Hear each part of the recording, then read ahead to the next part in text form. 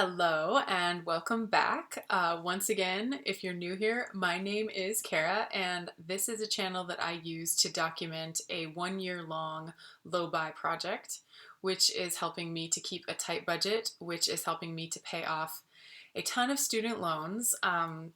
I won't get done with them this year, but I will definitely take a nice chunk out of them. I keep the low buy rules. Well, we're going to talk about how I struggle to keep the low buy rules. But my goal for the year is to use 75% of my net income to pay off debt. And I am close to that. And it's been a point of frustration. So, anyway, we'll get into this. Today, I was expecting to and had promised that this would be a book review. And there were two sort of candidate books on my bookshelf, but when I looked at them and when I looked at the rest of my books, I just felt meh, not excited to talk about those books, which is a shame because I'm only doing reviews 4 times a year and I want to share books that I am passionate about and books that have impacted my life significantly. And these are books that fit that category.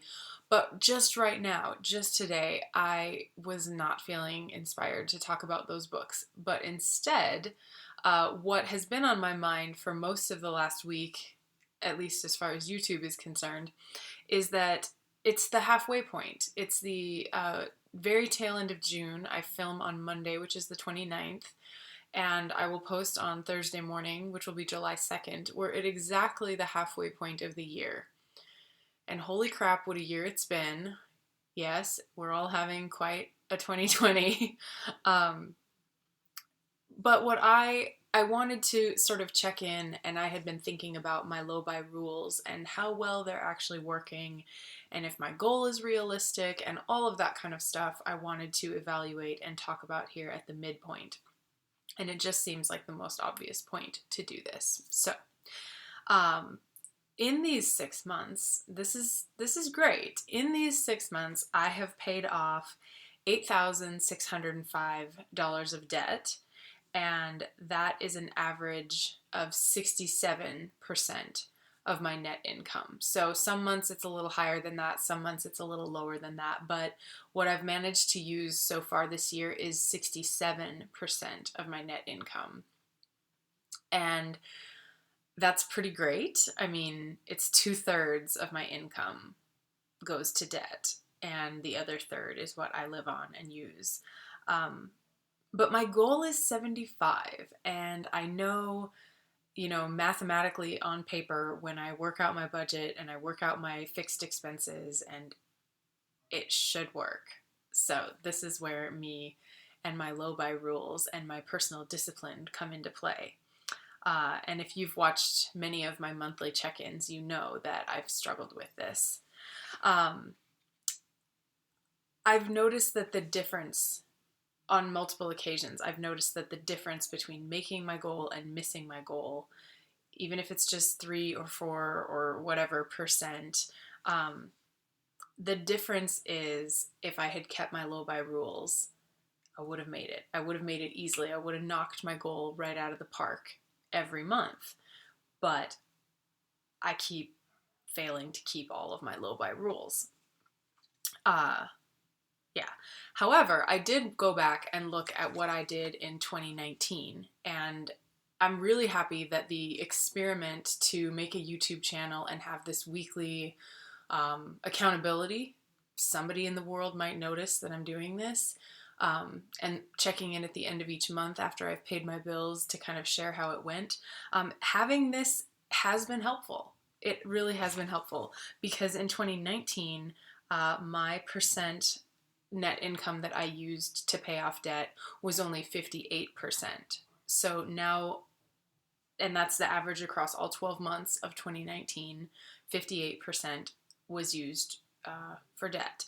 And now, halfway through 2020, I've used an average of 67% of my net income to pay off debt. So I'm up 9% compared to last year, and that's great.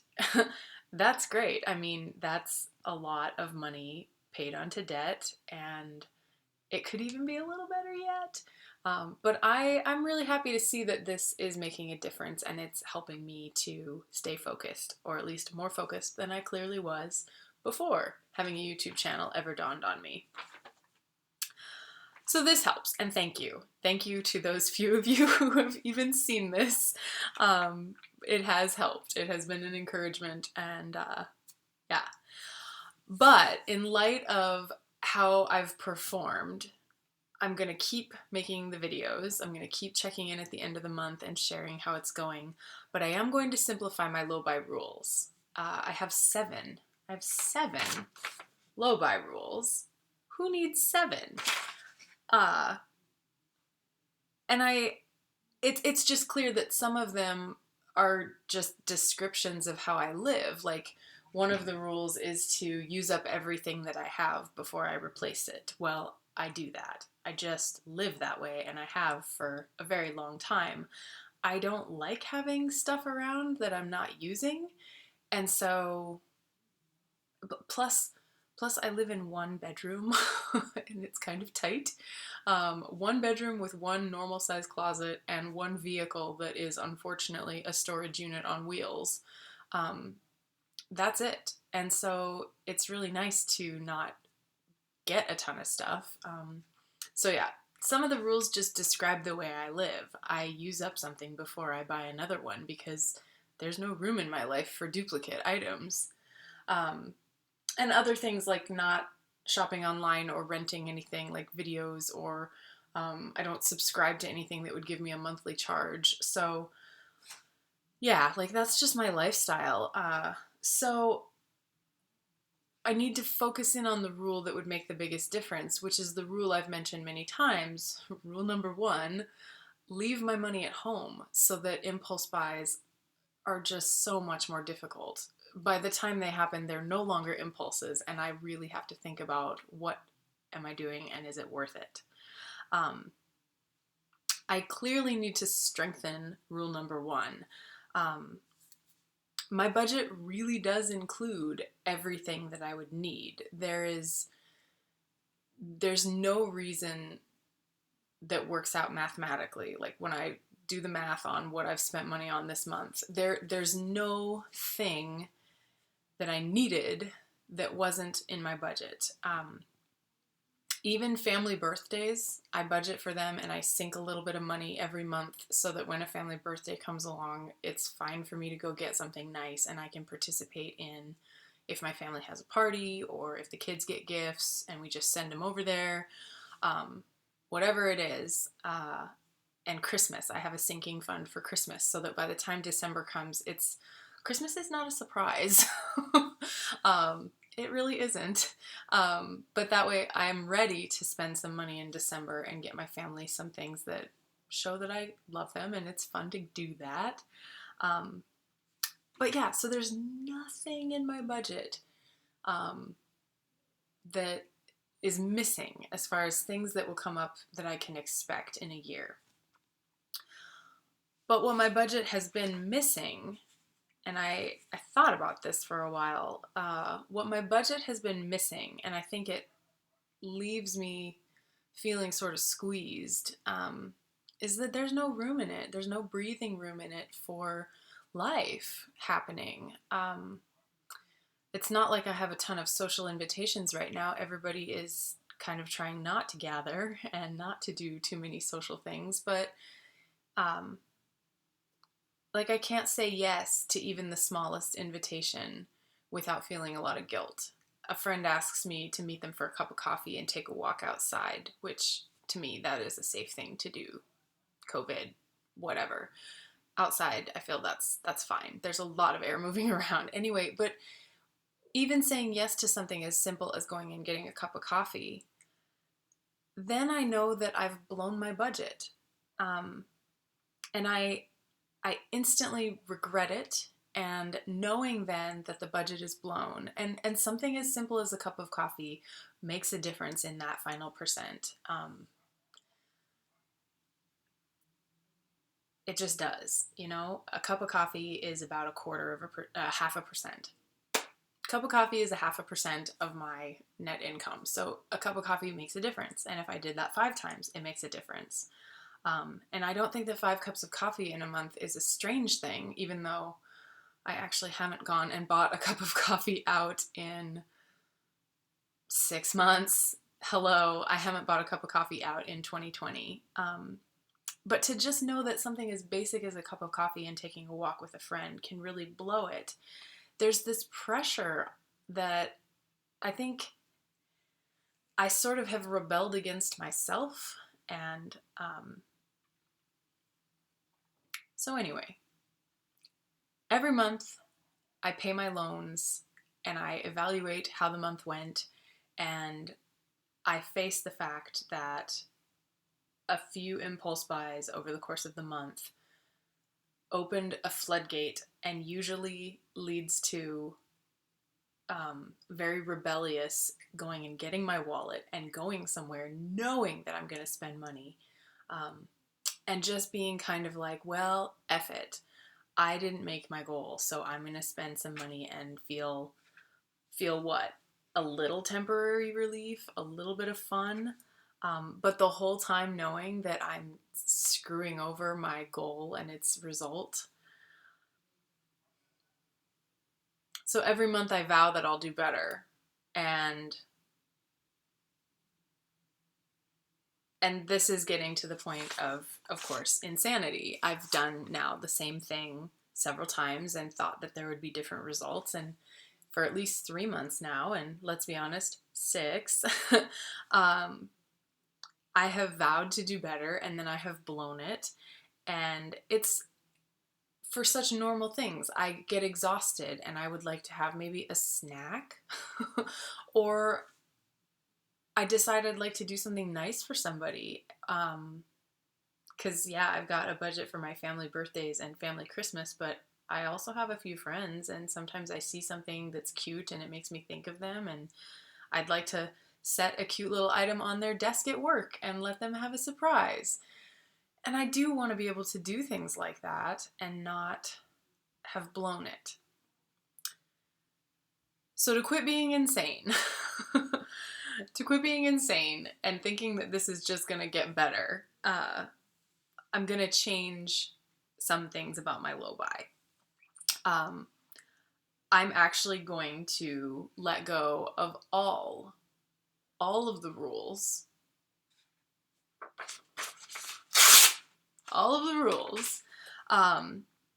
except for rule number 1, which is to leave money at home. I'm going to leave my credit card and my debit card in a drawer in my house, away from my everyday coming and going where I leave my wallet and keys and things. But to sort of build in a pressure valve so that I feel like it'll be okay if I want to do something a little bit nice or a little bit fun, and not have blown it, but it's built in. I'm going to give myself an allowance like I'm 6. I'm going to give myself an allowance of $40 a month. And this month, I'm actually only going to do 20 because it isn't built into the budget. So it's a little bit of a stretch to justify it right now, but this is kind of how it gets started. So anyway, $20 this month, and leaving access to other money completely out of reach. And we'll see. We'll see if this makes a difference in how the rules feel and if it's easier to know that it'll be okay if I spend a little bit of money.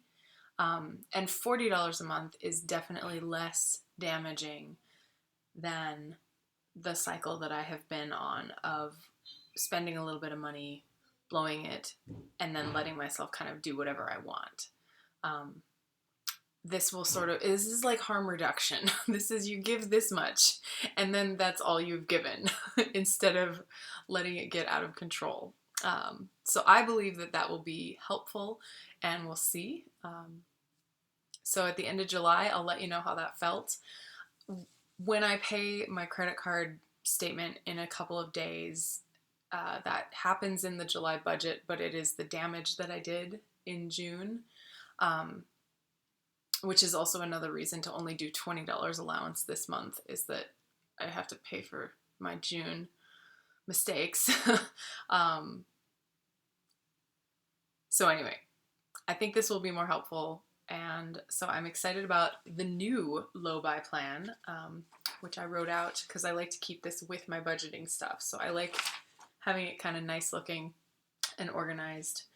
The new low-buy plan is to leave my debit card and my credit card at home because my reasons to use those are planned. They're for food, they're for fuel, they're for household items that I need to replace after I've used something up. And those are things that I see coming. Like I know days in advance that on this or that day I'm going to go to the gas station and fill up my tank. I know on this or that day I'm going to go buy food and about how much I'm going to spend.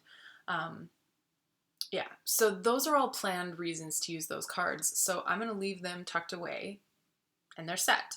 And then for anything else that comes up, I have that allowance. So there is breathing room. And in addition to that, I will, of course, still have the gift cards and punch cards and different rewards at work where you can earn a little bit of money to spend there at the store. That should probably take care of the desire for little snacks and things for the most part. I still have side gigs, and so I had to think about, do I need to change the rule around what side gig money is for? And I used to say that I could use side gig money for anything that I wanted once I was at least 2 months ahead on rent. But that was never really happening, and now I'm using my COVID-19 CARES Act $1,200 check, whatever. I'm using that to supplement my rent for the rest of the year, a little bit each month. So like getting 2 months ahead on rent is like what, February 2021? It's just kind of too abstract. And like, so what I'm deciding to do now with side gig money is 90% of it goes towards paying loans and 10% can be whatever I want. Simple. And the same would apply to any gift I get or any other kind of surprise windfall or other income that I happen to find or earn or whatever. Because I'm thinking about selling a vehicle, thinking about it.